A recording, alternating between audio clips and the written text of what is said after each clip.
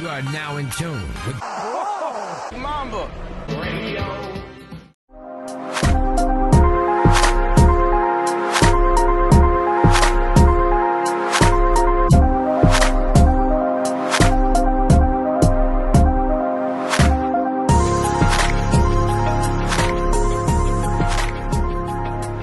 Alright, what up, everybody? Thank you for tuning into Brown Mamba Radio. For those there who don't know, my name is Jackson, and happy Thursday. I'm recording this on a Thursday, but you're probably going to be listening to this on a Friday.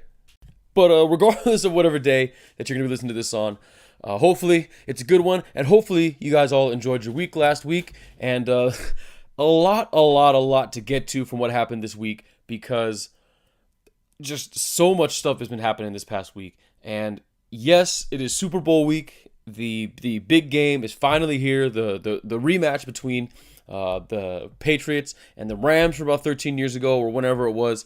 But even though it's Super Bowl week, all anybody has been talking about, initially I had it in my notes is for about the last couple days, but even today with just massive NBA bombshells right before the trade deadline, which has been pretty quiet up to this point. Just I'm going to get right into it. So I'm going to start with the NBA, then I'm going to do my Super Bowl stuff, and then whatever else. But the NBA, man, if you didn't know how strong the NBA is right now, like I said, it's freaking Super Bowl week, and all anybody's talking about is the NBA. And like I said, it just, as if one massive bombshell wasn't big enough, I'm going to start off with the hugest one that dropped today, arguably one of the biggest, the biggest sneak attack random trades that happened. According to Adrian Wojnarowski, massive Woj bomb, one of the biggest one he's probably dropped. The Knicks, the New York Knickerbockers, have traded Kristaps Porzingis to the Dallas Mavericks. Just completely out of nowhere, completely out of left field, or out of the whatever the bleachers or the rafters, whatever you want to say. We're talking about basketball, but just completely out of nowhere. Like I said, Woj dropped it, and if you don't know, I mean, I don't know how you wouldn't, but to refresh it, the Knicks are trading Kristaps Porzingis, Courtney Lee, Tim Hardaway Jr., Trey Burke, and it seems like a pick or two or whatever. They're sending all those guys to the Dallas Mavericks, and in exchange, the Knicks are going to receive Dennis Smith Jr., DeAndre Jordan, and Wesley Matthews. As of right now, I think they're working on some other stuff too, like some money and picks or something also. But yeah, just a massive, like I said, massive, random, crazy trade, and like I said, just completely out of nowhere. Now, like I said, I was gonna record this, earlier today, but of course, right as I'm about to, you start to see the stuff on Twitter, the rumors that hey, something's cooking, something's working right now, and then boom, it happened. So had to kind of soak things in and see what happened and stuff like that, and try to process everything. But just knee-jerk reaction here. The Knicks, it started with the Knicks. Just apparently, what it seemed like was Kristaps Porzingis, who, hasn't played all year, coming back from that devastating ACL injury, expressed his concern, it seemed like, with the direction of the team, and he wasn't too keen on them losing so much and all that. And like I said, I know that I get what he's trying, and so sorry if I fumble around a lot today. There's so much going on. I get where he's coming from, where, yes, the Knicks are trying to tank. Yes, they're, Dion for Zion or whatever, on the road to Zion, whatever the rhyme scheme is or whatever is for trying to get Zion. The Knicks are doing it, and they're doing it very well. They're one of the top candidates or contenders for getting Zion. So yes, they have to lose. That they have to tank and they got to blow it up or all that stuff. But I see where Kristaps is coming from, where he's like, look, maybe they're going to do this now, whatever. But let's just not get this in. Let's not get into a habit of this, and let's hopefully keep it to just this year. And he must know something, or he must be hearing some stuff about what's happening within the Knicks, where he just didn't like where things were going. That got out, and it feels like immediately James Dolan or whoever was pulling the strings there just said fine, and they got rid of him as soon as they can. Because literally, I hadn't seen any of that news until today, and then the trade happened. So that happened. So I guess there was that, and just the crazy thing with Kristaps is staying on Porzingis. It's so crazy that they just got rid of him like that. Like this is one of the, until his injury, he was the unicorn. Like the unicorn. And I know that term is being thrown around a lot, similar to how the term GOAT is thrown around all the time and stuff like that. But Porzingis was the original unicorn, him and Giannis. As far as the like, oh shit, like these guys like don't come around that often. It's just their skill set doesn't match their in Porzingis' case, his body type and all that. And it's just crazy. They're trading away the original unicorn, who is still on his rookie deal, and who's going into restricted free agency, not unrestricted free agency, where they can control the terms, especially considering that he's coming off of an injury. So they're gonna be able to sell it low, like, hey, look, man, we don't know where, because even if he stayed on the team, I don't think he was gonna come back this year, because there's no point in risking him coming back for a losing effort. You know what I mean? And it's just hard. I wrote it down and I have all these notes and everything, but just once I actually say it, it just sounds so fucking crazy, so crazy that they did this. And the other parts for it. It's a big time salary dump for them. They needed to dump that Hardaway contract, and I knew it was bad, and I just didn't remember what it was. I had to look it up. He's on the second year of his 4-year, $71 million contract. Tim Hardaway Jr. of all people. Like, what are the Knicks doing? You know what I mean? Like, Jesus. Like, that contract was bad at the time. And just looks even worse now that they had to include the fucking unicorn in order to get rid of it. But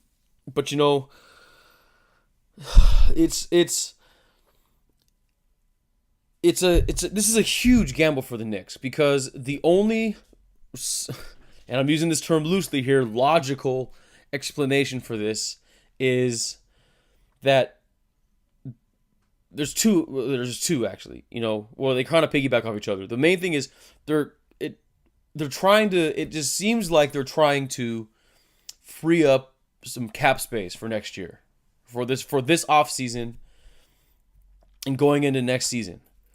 Now, who that's for? We're not obviously the big names. The big rumors around the Knicks this whole season up until this point have been about KD and Kyrie. And, they're saying that maybe KD might entertain the idea that he would leave the Warriors. No matter what happens to them this season, he would leave the Warriors and look to do something else, to do something somewhere else. Knicks are obviously, whenever that happens, the top of the list. There's been those rumors about Kyrie Irving going to the Knicks. And then every time there's big free agents, even though the Knicks have not been the most stellar of franchises, they're always at the top of the list.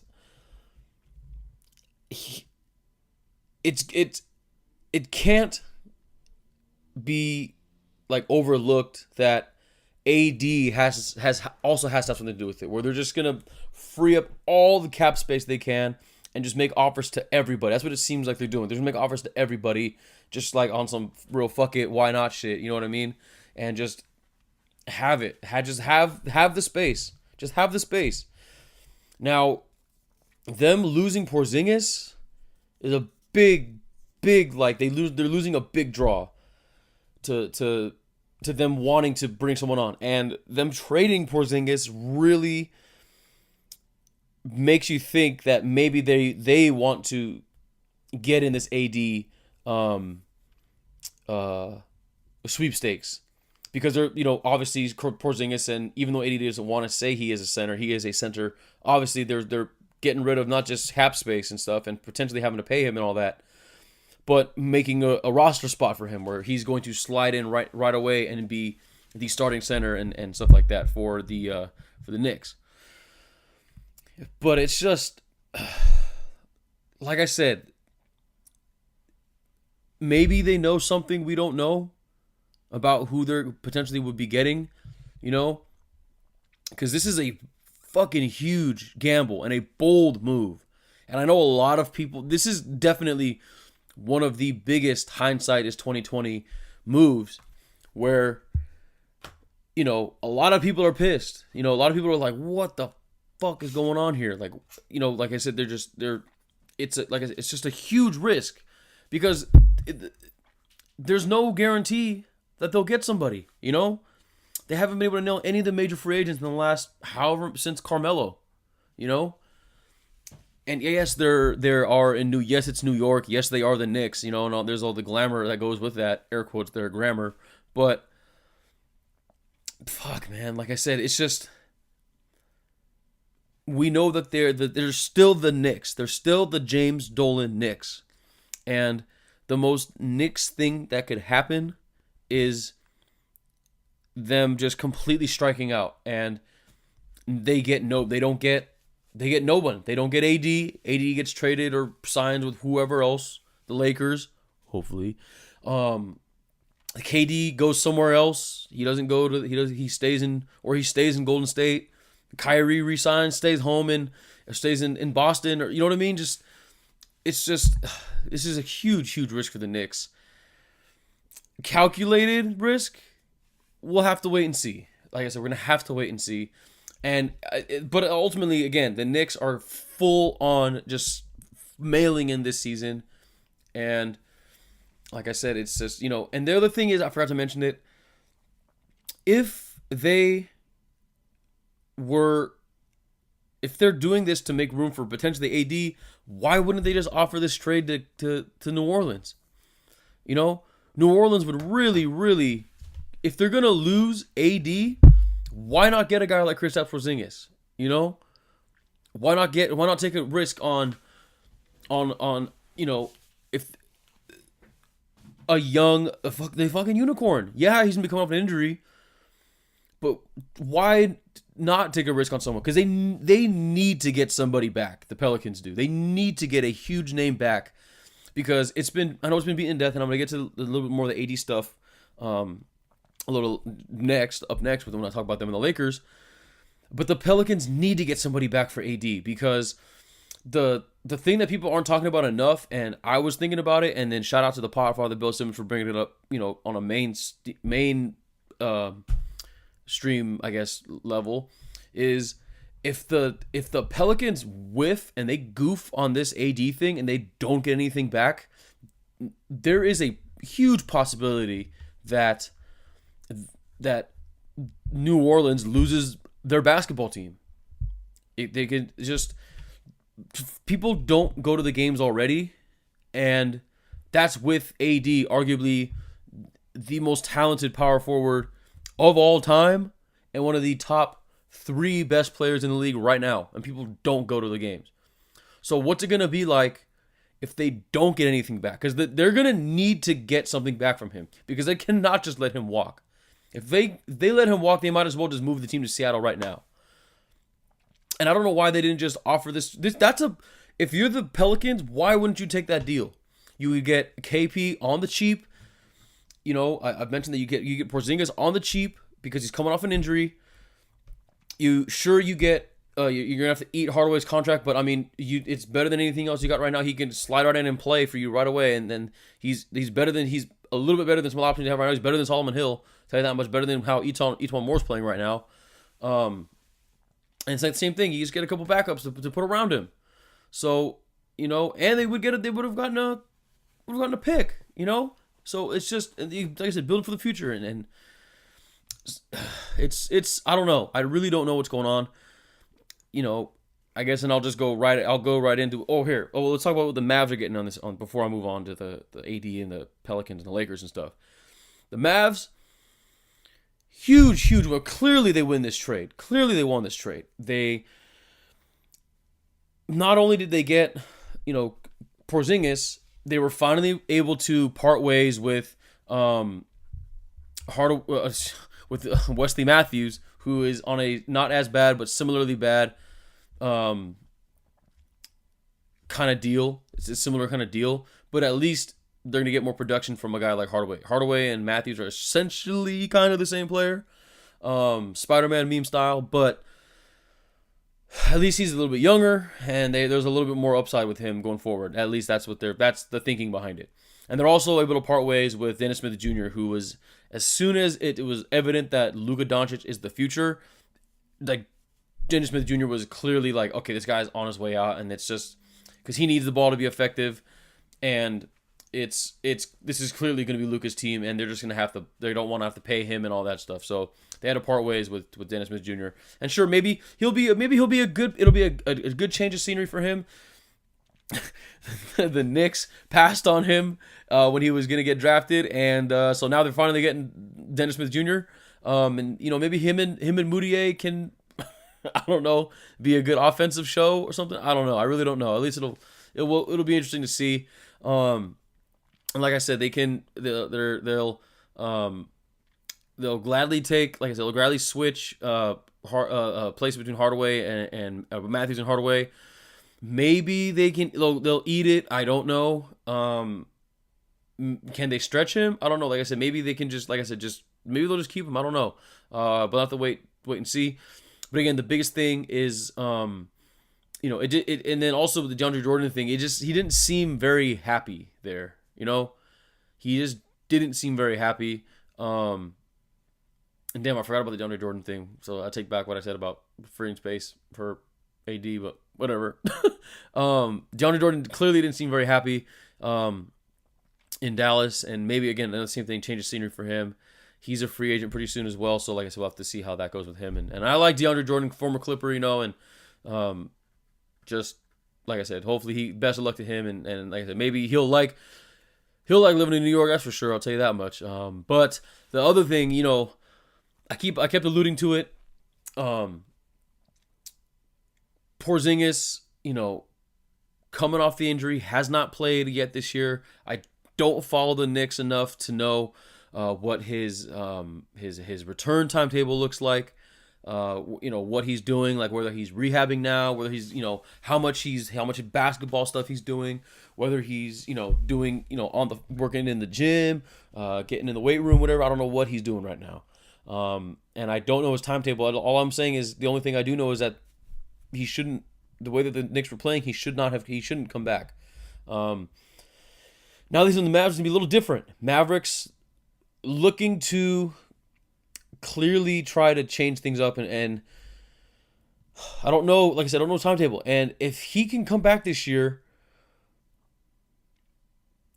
that combination of him and Luka is giving me some real dirty thoughts of some real yummy, sexy basketball. I'm telling you, that is going to be some fucking sexy ass basketball right there. Just think about that. Just think about that Luka, Doncic, and Kristaps Porzingis pick and roll, pick and pop. That two-man game is going to be nasty. Just fucking nasty. And like I said, he's going into restricted free agency, so they're going to be able to they're going to be able to sell him low, make him an offer, whatever kind of thing. And the it's up in the air right now whether he's going to re-sign or not. People aren't really that sure. But it's just that the thought of that going forward is just, I'm thinking, just damn, dude, it's crazy. Because especially how good Luka's been so far this year, and like I said, I don't know if he's gonna come back this year. Hang on, let me look up the standings right now and just see. So the Mavericks, they're all right. So they're not in the playoffs right now. They're not as good as I thought they were doing. But I mean, at least like I said, they have a plan. And that's all you can ask for. They have a plan, something exciting to look forward to, and yeah, man. And it's just what a freaking trade! What a freaking trade! But moving on, so now I'm gonna try to piggyback it, bring it back with the AD thing, tie it all back together. So of course, the first bombshell that dropped this week was the Anthony Davis trade request through his agent Rich Paul. Anthony Davis made it known that he would that he doesn't want to stay on the Pelicans anymore. He, at least not. He said he's still gonna, do his thing and play, for the most part throughout the rest of the season. But he knows that long term he does not want to be on the Pelicans. Now, whether that means he's going to be traded right away before the deadline, which is, I believe, next Friday. It's the 7th, right? Is that what it is? Yeah. The 7th is next Thursday or whatever it is. Whether he gets traded before the deadline or he waits until the summer for free agency, or to be traded in the summer, because he's not an official out of his contract free agent until after next season, so the summer of 2020, if I'm not mistaken. There's that. And listen, it's been a couple days, it's been a few days now, and everybody's talked about it, so everybody knows about, all the different scenarios that AD can go for. It's been known that he's alluding he wants to go to the Lakers. We all know that. I'm gonna talk about it in a little bit, but so I'm not gonna just bore you guys and rehash everything else that everyone's been saying about all the scenarios and all the options and all this and that and blah blah blah. But I will refer you to the Low Post podcast with Zach Lowe, the one that came out on Tuesday or whatever it was when after the news broke. Him, Brian Windhorst from ESPN, and Howard Beck from Bleacher Report. I think Howard Beck's there now. Those guys break it down very well. So I'm going to refer you to that. They talk about it the best, and they break down all the scenarios and everything better than anyone else has. They're better than anyone else I've seen. So I'll refer you to that if you want to hear a good breakdown of all the scenarios of what AD can do. But I will give my opinion on what I think should happen or what I want to happen. I'll piggyback that off the latest news that dropped today as well about the AD situation. Per Brad Turner of LA Times, shout out to LA Times, shout out to Brad Turner. Supposedly, today Magic Johnson and the Pelicans GM Dell Demps talked on the phone and discussed, I think he said 5 possible trade scenarios that included, the usual suspects. And that's what thing I want to piggyback on is. So I do like these young guys. I really do. I really like, everyone knows if you listen to this and you talk to me personally, you know me, and I talk to you outside of the podcast or whatever, I am all in on Lonzo. People give me a shit for it, but listen, I'm all in on Lonzo. I think he's gonna be fine going forward.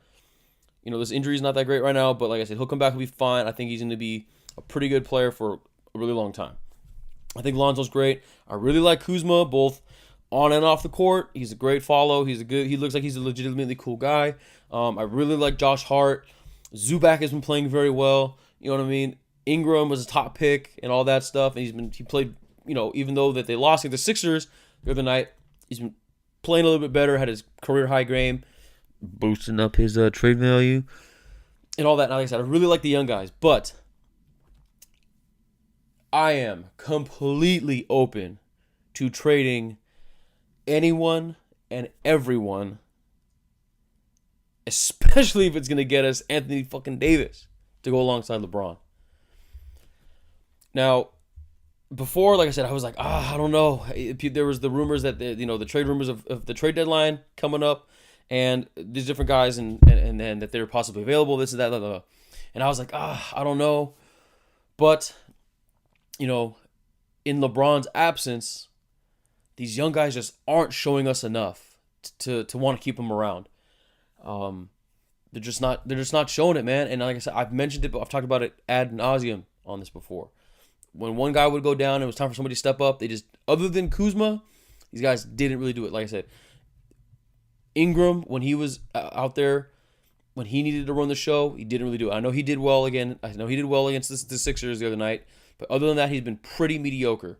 And in the big games where they needed him to step up, like in the game against OKC, it was a no-show. Other games, not necessarily no-show. And yes, he put up, he maybe had a good, box score, but there's a lot of just empty stats where if you actually watch the game, he really had no effect on the game, overall. So there was that. Josh Hart, when Brent Ingram went down initially, and they benched KCP and put Josh Hart in the starting lineup, and that was the perfect opportunity for him to show, like, hey man, look, I can do this. I can be a part of this team going forward. I know there's a lot of trade rumors going around. People wanted to come in, and it's just the whole thing was, as soon as LeBron came, everybody was hopefully optimistic, especially me, that you wanted, like I said, these young guys are so likable, and they're fan favorites, like I said, on and off the court. And I guess in this case, the dream was these guys, we could trust them enough to help LeBron get the job done. Because if he could get to the finals with the Cavs teams that he's been getting to the finals with lately, he can get to the finals with anybody. And that these guys would definitely are a step up from those Cavs teams.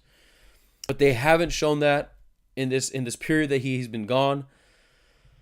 And like I said, it's just that honeymoon phase is over. And like I said, if it'll help us get Anthony freaking Davis, then, I'll pack their bags for them. They can all get in my Forerunner. I got plenty of seats and plenty of room for all that luggage. And I'll drive them to LAX, So it's a lot going on right now. There's a lot going on in the NBA. A lot going on with the Lakers. And, they've got not a big game in the traditional sense, because they're playing the Clippers. Like, yes, that's anytime the Lakers and the Clippers play, it's always kind of a big deal here in LA. It is, even though both teams are kind of struggling right now. Side note with the Clippers real quick. I went to the game on Monday, and that was, boy, that was not a good, they did not look good. And I know they didn't have Gallo, and I know they didn't really, I know, some other guys weren't playing as much, but if you're losing like that because of no Danilo Gallinari, then you've got bigger problems. And especially considering how hot they started off this year, very much cooling down. And the biggest thing that me and my friends, when we went to the game, we noticed was just how disengaged the Clippers bench was. And that is the most disengaged bench I've ever seen in anything. And, so like I said, it's just both teams are starting to slip off a little. Both teams are slipping a little bit. I know the Clippers have a couple nice wins lately, but just up until that point, though, they had to cut they had like 5 or 6 bad losses in a row. Lakers obviously struggling a little bit too. So this isn't the big game, like if it was, like when it was, Kobe versus Lob City and stuff like that. It's not like one of those big games, traditional sense of a Lakers Clippers game, but just this. There's this big cloud looming over this game right now. And if the cloud was there over the Sixers game just because of the AD news at the beginning of the week, this Magic news where there were supposedly actual names included. And then, like I said, the usual suspects, Lonzo, Hart, Kuzma, Ingram, Zoop, like I said, the usual suspects, their names were included. And yes, there's going to be a game on the floor, but I guarantee you the TNT guys, all they're going to be talking about is the AD stuff. And that's a huge cloud looming over right now. And especially with this upcoming week, the Lakers are going to be on the road. I'm just looking at it right now. They're going to be on the road. They're going to have a nice little roadie for the next week or so. So it's a perfect time for them. They already got their bags packed. So, it's there's a few big games. They got the Warriors, Celtics, Sixers again. Well, Sixers is until after the trade deadline, but the trade deadline is against the Celtics. And like I said, this is a big week, man. This is a huge week for the Lakers. Huge week for the NBA. And it's I can just side note, I can't even imagine what it's like to be, involved in these trade rumors. I know that these guys, they talked to the Lakers guys about it, and shout out to them for keeping an optimistic point of view on things. It's got to be super awkward to have to talk about that stuff, It's just these guys love being Lakers, man, and not just on the court, but everything that comes with being a Laker off the court, all the, the cool opportunities, living in LA, just being able to do all the cool things that are out here in LA, all the opportunities that they get with like other endorsements and stuff like that. It's got to be tough. And like I said, they've been pretty optimistic. I know that Kuzma said something. They asked him about it, and of course, you knew Kuzma was going to give an awesome answer, and he said something along the lines of, yeah, it's weird to hear, but at least it shows you that that you're valued. That teams want you, and obviously you're doing something right if you're involved in these trade rumors and stuff like that. So that's a great attitude to have, and more reason to why it's gonna be tough if some of these guys go. So, like I said, may the best team win tonight. May the best struggling LA team win tonight. And speaking of struggling LA teams, my fucking fantasy team, man. Fuck. Might as well. I mean, the only thing that's good is that I'm not in last place, despite how bad my team is playing right now. So, I mean, I'm just not even gonna get into it. I'm just not doing well, and I really gotta, think about just it's a long road for me just to get into the playoffs. So, we'll have to wait and see. And like I said, I'm gonna have to make some moves. But the thing is, everyone else knows how poorly my team's doing, so it's gonna be hard to make trades. It's hard to find guys on the waiver wire and stuff like that. So, like I said, we'll have to wait and see. But as red hot as the NBA is right now, yes, there is one more football game left in the 2018-19 season. And it's the Super Bowl this Sunday. Like I said, it's finally here.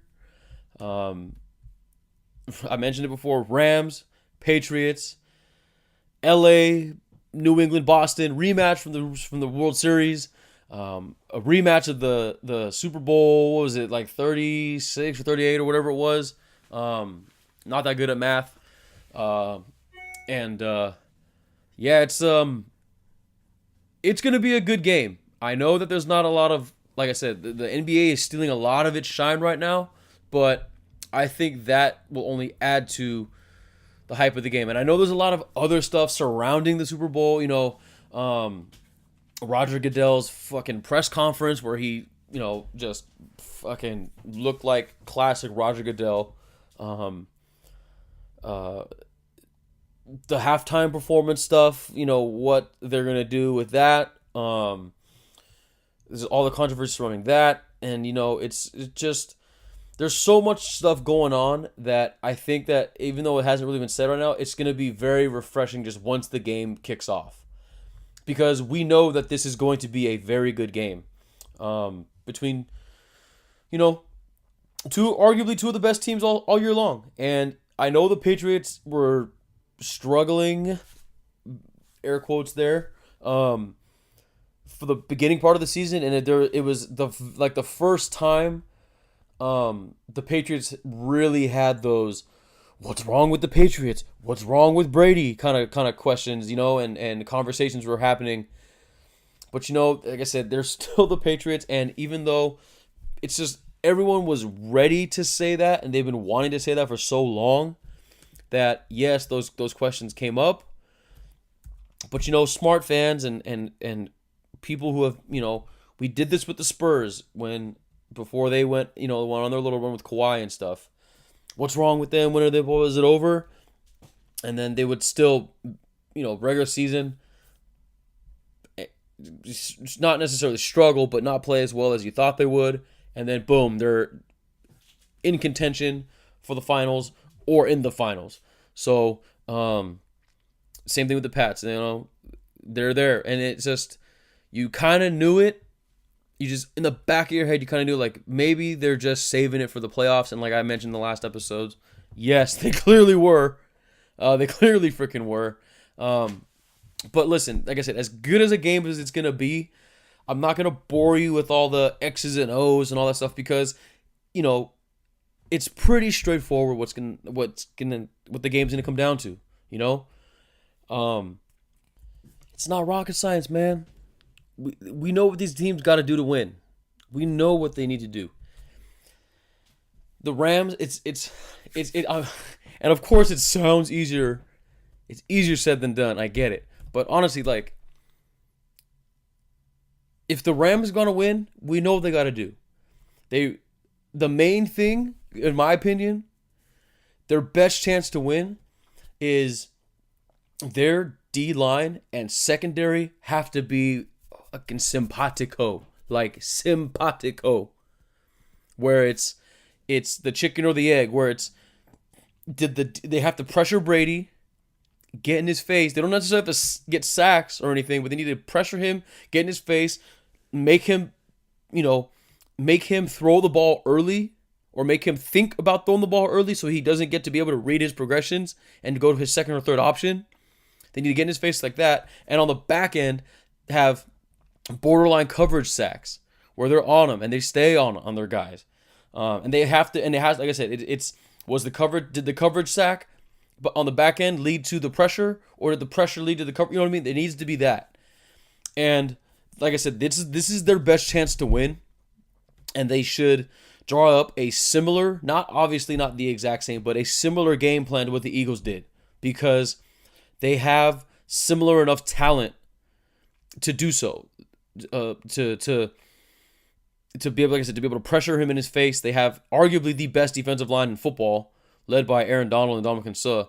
They have the best D-line in football, and they're going to have to figure that out. And I know that's Belichick's bread and butter right there, is finding your weakness and exploiting it, paired with finding what you do best and just completely taking that away. Just completely taking that away and making you beat them somewhere else. So they're going to try to scheme things up. They're probably going to leave a lot of extra blockers in. So look for, Gronk or Dwayne Allen. There's going to be a lot of double tight end sets. So they're going to have extra guys on the line so they can double team Donald, double team Suh, and just hope that those guys on the outside can go one-on-one and beat them. That's probably what they're going to do. And the Rams have to be able to find a way to beat that. And like I said, the coverage is going to have to be big time on them. They're going to do a lot of pick routes. The white guys connect, as I like to call them. Brady, Gronk, Edelman, Hogan, those guys. They're going to run a lot of rub routes underneath, a lot of pick routes and stuff. So they're going to have to stay on their guys and be disciplined and not do any head hunting or decleating pass interferences, and not rely on a no call to bail them out. But they have the best chance. That's the best chance to do it. Then on offense, like I said, it's not rocket science here. Todd Gurley needs to be Todd Gurley. He cannot have a game like he had in the NFC Championship game. I know I defended him in that game, and I know that I said that yes, he didn't run the ball and stuff the way that we're normally used to seeing. He wasn't statistically as productive, but when he was in there, he was blocking, man, and he was blocking pretty well, and he knew that he had to do something else. And I know I mentioned in the last episode, this should be, and hopefully will be, the motivation he needs to step up and play big, considering that he's not injured and there's not something, bothering him. I'm sure it's going to come out at the end of the season. He's going to need some kind of, cleanup procedure or something. But he's going to have, his performance in the NFC Championship game had better be motivation for him to come out and just be the Todd Gurley we saw in October, November. Because that's the Gurley that we need. Yes, C.J. Anderson has been playing very well, stepping up for him. Claim jumper Anderson, Bibba holding it down for the beefy boys. You know what I mean? Yes, he's been great in stepping up when he needed to. Next man up, got to step up, and he's been doing that, and it's been great. But when Gurley is on, he is arguably the best offensive weapon in all of football. Not just running the ball, because he is a beast running the ball, churning out at least 3 to 4 yards a carry, kind of thing. But also receiving the ball and catching the ball out of the backfield. He's one of the most deadliest guys doing that. Him and Kamara probably are the top two guys, and James White, who the Patriots have, we'll get to. But that's a big thing that the Patriots cannot stop either. They can't stop guys in the backfield, so that's going to be a huge, huge advantage for them if he can come out and just play like that. And on top of that, it sets up play action. That's what the Rams want to do, is set up play action, because when Gurley's on and he makes you have to step up, that's what's going to open those short routes over the middle that they like. And that's the thing I can piggyback off that with when it sets up the play action. The other thing the other key on offense for them is if Goff can even play 75% of how well he played against the Saints, even 75%. We don't need him to be as awesome as he was on an NFC Championship game. Now, if he can do that, fuck yeah, let's fucking go. Yes, that'd be great. But even 75% of how well he played would be enough, and that'd be great. And like I said, it's gonna have to be paired with Gurley and C.J. Anderson, mainly Gurley, playing well to set up that play action. So there's that, and then obviously, of course, Greg the Leg and Johnny Hecker got to be on point. And like I said, that's something that it's not. I'm not worried about them. It's always a big concern, because these games usually come down to, like I said, I say it every single time. These games always come down to offense, defense, and special teams. It's all three phases of the game. You cannot, and especially, and like I said, I mentioned it last episode when we talked about the fake punt, which you should not expect one to happen because the Patriots will be all over it, or a fake kick or anything. When it's nothing swings momentum like a special teams play, whether it's a fake, a surprise, a fourth down conversion or something like that, or a big field goal, a kick return, something like that. Nothing swings momentum quite like that, and we saw it in the NFC Championship game because that was the turning point of the game. So that's what the Rams got to do. We know what the Rams got to do. That's what they got to do. And the Pats, I kind of mentioned a little bit. Like, honestly, if they want to win, all they really have to do is just do what they did for the first 3 quarters of the AFC Championship game against the Chiefs. It's all going to come down to clock management. They're going to want to control the clock, keep obviously, which is, like I said, it's easier said, and it sounds simple and easier said than done. Control the clock, keep the ball out of their hands, don't let them get into a rhythm. And like I said, the biggest thing for them is their offense, obviously.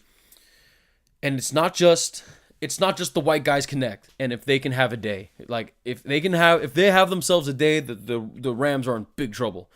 And like I said, the white guys connect. Brady, just going full surgeon Brady, just dinking and dunking, and just those little incisions here and there that'll just cut you and bleed, and then eventually you'll just bleed out slowly. That'll get him, and like I said, he's gonna have Edelman and Hogan doing their thing over the middle. Like I mentioned before, they're gonna be doing a lot of rub routes, a lot of pick plays and stuff like that. Whether it's for themselves or to set up Gronk to have a vintage kind of Gronk game where he's just fucking dunking on everybody. Like I said, he dunked all over Eric Berry for that huge gain, and like I said, look for that too. So they're probably going to stick Mark Barron on him, which I really like because he's fast enough to hang with them, but big enough still to be able to go one-on-one with him. Now, that's a tough task for anybody to do, but I believe Mark Barron, if there's anybody that's well-equipped to do it on the Rams, it's Mark Barron. And also, they'll set the pick plays up for the next thing I'm talking about. The running back catching the ball out of the backfield. That is the biggest thing that I think that the Rams need to focus on defense, because they had such a tough time and they struggled so much containing Alvin Kamara, who I still don't know why the Saints did not go to him as much as they could have, as much as they should have in that game. But it just seemed like he was just breaking off massive catches or massive yards after the catch every time he caught the ball. And James White is just as effective catching the ball out of the backfield for the Patriots. And if I'm not mistaken, doesn't he have like a record or something? Like he's got I think he set the record in the Super Bowl last year or the year before or something, where most receptions for a running back. And I think it might have been just most receptions in a Super Bowl. And it was by the running back. So this guy, that's all James White does. And yes, it's like, when James White's in, he's going to catch the ball. And when Sony Michel is in, he's going to run the ball. But if he can catch the ball, James White can catch the ball the way that he's, at the way that he's able to, and they can do whatever they want with him. And Sony Michel can run the ball like he did in the first 2 quarters or 2.5 quarters of the AFC Championship game. Like I said, it's going to be a long, long day for the Rams. And, I mentioned in the last episode, I keep going back to it because, fuck, man, I'm fucking good like that. But I mentioned the last one, the time of possession was huge. Huge, huge, huge thing. Probably the biggest deciding factor for the game, for both of those games. Specifically, the Patriots and the Chiefs. Patriots doubled the time of possession for the Chiefs. The most dynamic offense in the football that we've seen in the last probably since the Patriots in 2007. Was the most dynamic the offensive season we've seen. And if the Rams and the Saints in the NFC Championship game, it was pretty much split 50-50. It was maybe a minute or so, give or take a few seconds, was between time of possession between them. So that's what the Patriots want to do. And the Rams cannot let that happen. And if they want to win, that's what they need to. They need to get stops. They need to get stops on defense. And like I said, I went with what they said.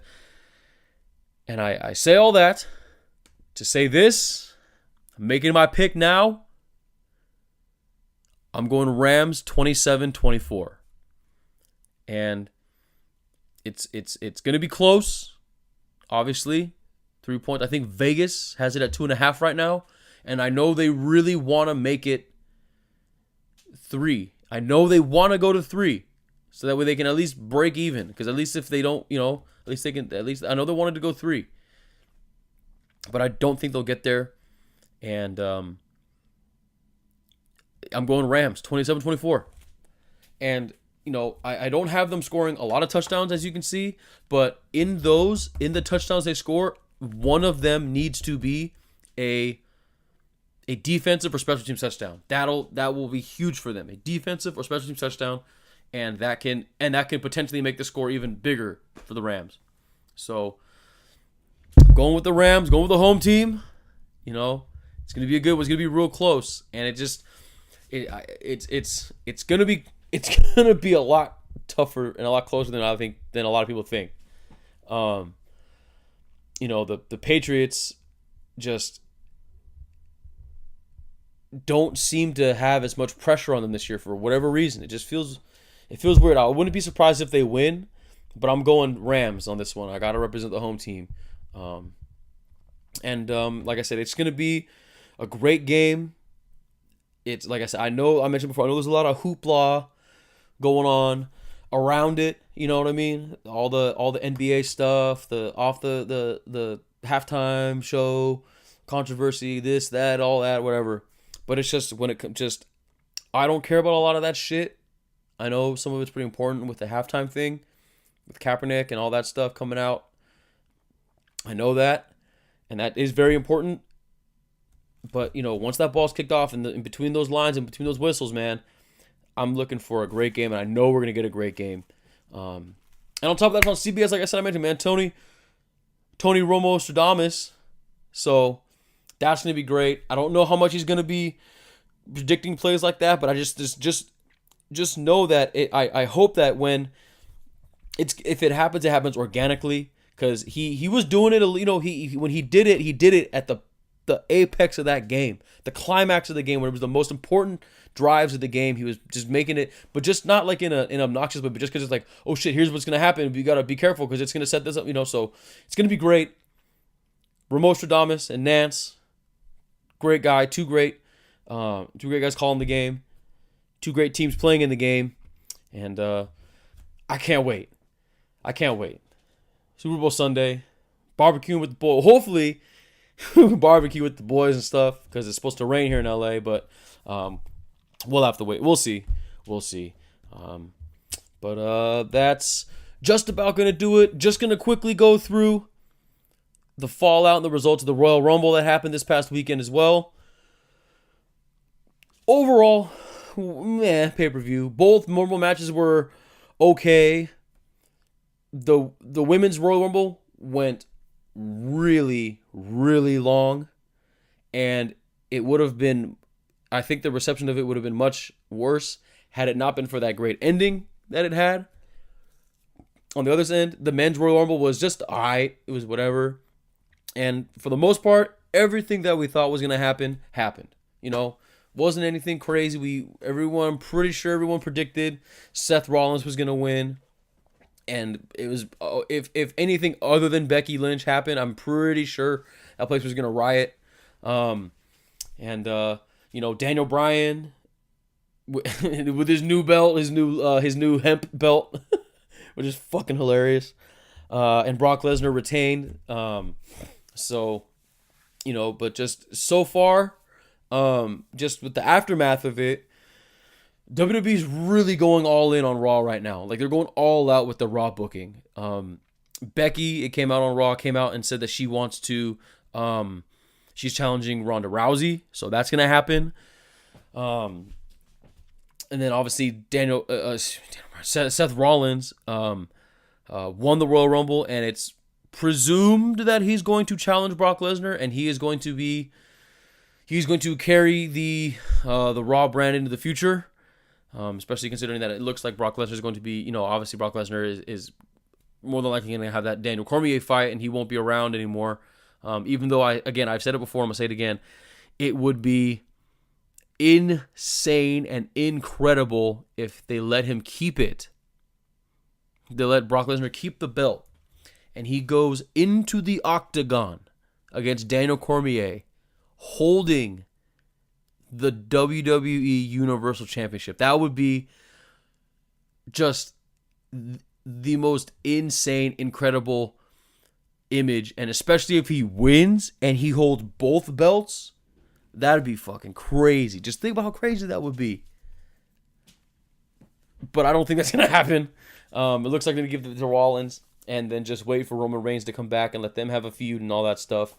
But yeah, just they're going all in on Raw as far as the main event stuff goes. And I don't know what the SmackDown WrestleMania headliners are going to be. I'm not sure what they're going to be, because the main event is probably going to be for the Raw Women's Championship, which is going to be fucking great and a long time coming for women to main event WrestleMania. But like I said, it's up in the air, because the main thing with that is it going to be a straight singles match between Becky Lynch and Ronda Rousey, or is Charlotte going to be shoehorned in? I don't want to use the word shoehorned because she deserves to be there just as much, but or is Charlotte going to be involved? What I think they could do, and I'm going to just kind of tease it out there, is they'll do something where, like, maybe Charlotte wins the belt from Asuka, which would suck for Asuka, but they would have Charlotte win the belt from Asuka, and then Becky Lynch just says, let's make it a triple threat, and I'll go against both of them. And if Charlotte or Ronda Rousey win, it would like unify the belt. So they could do something like that, because it feels like Becky's gonna win and she's gonna beat Ronda, so Ronda can kind of go not wrestle anymore. That's what it seems like is gonna happen. I don't know. Like I said, I'm just kind of teasing. I'm just kind of thinking on the fly right now. But as far as the SmackDown things go, because like I said, Charlotte could be in a triple threat with Becky and with Ronda. But if she's not, then do they do a rematch with Asuka? But then it's like with that, do they take the belt off Asuka that fast? Do they have Asuka beat Charlotte? Because if Charlotte loses again on another major pay-per-view, that's like 5-6 in a row that she's lost. Because she lost to Becky in the last woman standing match. She lost to Rousey at Survivor Series. She lost to whoever else was before that. You know what I mean? And she didn't win the Royal Rumble. She lost to Becky in the Royal. They were the final two. She got eliminated by Becky to lose the Royal Rumble. You know what I mean? So there's a lot going on. Then there's the Elimination Chamber, but I know that is for the tag titles. So I don't, for the women's tag belts or whatever. So I don't know what's gonna happen there. I don't know. And then for the men's side of things, Are they just going to do Daniel Bryan and AJ Styles again? Daniel Bryan's character work right now is so fucking good. I can't even emphasize how good it is right now. Just the fact that he's promoting and all these great things, being sustainable. Yeah, I know a lot of people don't agree with going vegan or anything like that, but it is a good lifestyle choice for a lot of people. It does help the environment. It does, like, he's like, conserving the environment. That's why he changed the belt from the leather belt to a hemp belt. Like, that's so fucking funny. I can't even explain to you how funny that shit is. All that, and I don't know, but he's the heel. He's the heel, and he's taking down capitalism, and he's doing all this stuff, and he's the heel when he should be the face, because he's right, and that stuff is really hurting America right now.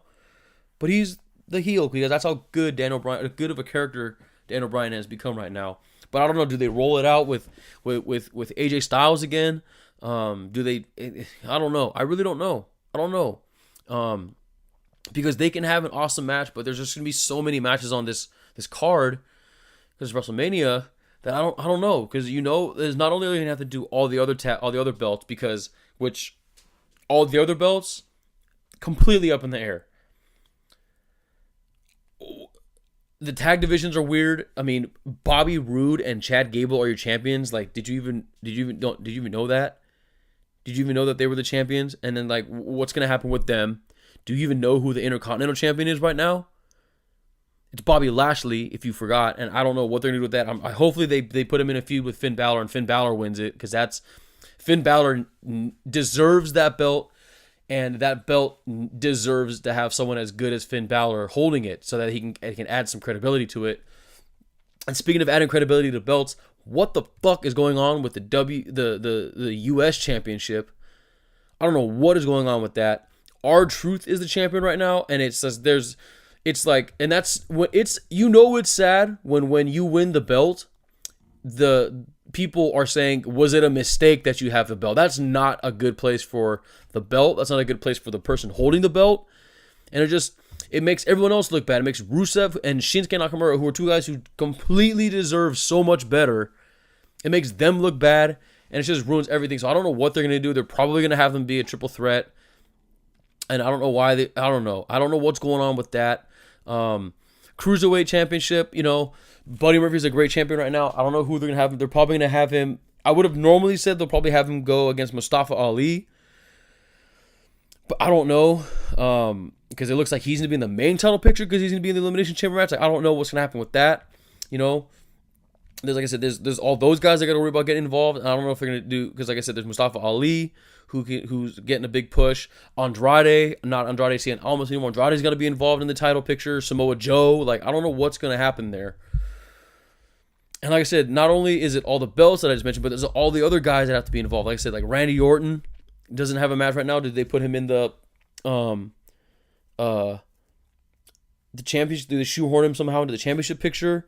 There's the SmackDown tag titles where it's the same cast of characters and the champions, The Miz and Shane fucking Mac. Like, what is going on? Like, I don't know what's going on. And like I said, they're going to shoehorn all this stuff in. Not to mention, they're probably going to have to get John Cena involved somehow. Maybe The Rock. Anytime that's happened, The Rock is usually involved. All because they have to get like the mainstream people involved to have a big draw. They're probably going to have another stupid fucking Flow Rider concert, something like that. And it's just there's just a lot going on. And I know it's the biggest event of the year, yes, and they always blow it out. And I don't know how long it's going to be this year, but it's probably going to be really, really, really long. But it's just there's so much up in the air, and in some in a good way, some in a not so good way, but. This is definitely the most interesting road to WrestleMania.